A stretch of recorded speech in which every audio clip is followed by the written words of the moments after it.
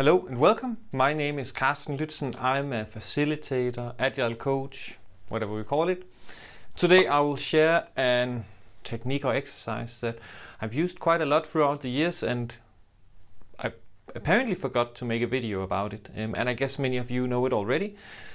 In case you don't know, or in case you want to hear how I'm facilitating it, then please listen in.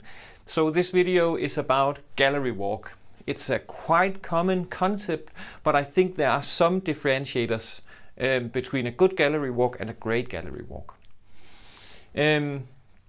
First off, the initial idea is quite trivial, right, or quite simple. So we have something that we want to inspect or look at in a bigger group. This can be user stories in a refinement session, backlog items in a refinement session. It can also be burn down charts or data points gathered in tests or in interviews or whatever, right? So something that we want to sense make across different stations.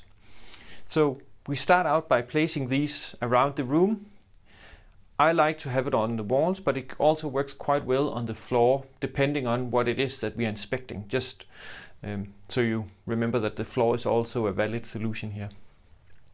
Then you invite, please note invite, participants to just walk around as they were in a fancy museum and just in silence, very important, in silence, look, reflect, maybe even take some notes if they, oh, that's interesting, I need to remember that for later, then take a note. Or if I look at that one and that doesn't fit together.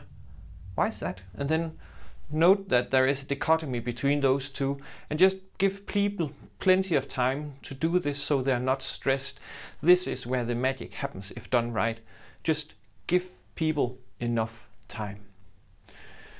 If you see people starting to talk because they're done or they think they have distilled all the knowledge they could from the gallery, and maybe just ask them to stay quiet and just sit and wait for a couple of more minutes. I would say 5, maybe even 10 minutes for this, again, depending on how many things we have placed around the room, but don't stress this part. Then for the debrief, I like to put it out in the open and just, what was the biggest surprise that you saw, and then use 1, 2 for all. So 1 minute individual and in silence, 2 minutes in pairs, 4 minutes in a group, and then in plenum, to slowly bubble up these learnings. So good debrief questions, if you ask me, is what was the biggest surprise to you, or what are you going to take away from this gallery walk and action on, or what would you like to be able to action on but you're not at the moment. That kind of open-ended questions are really, really powerful in a gallery walk.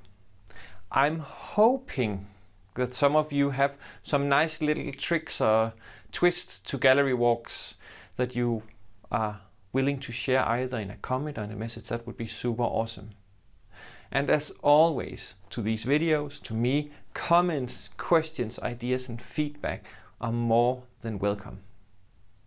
Have a super awesome day.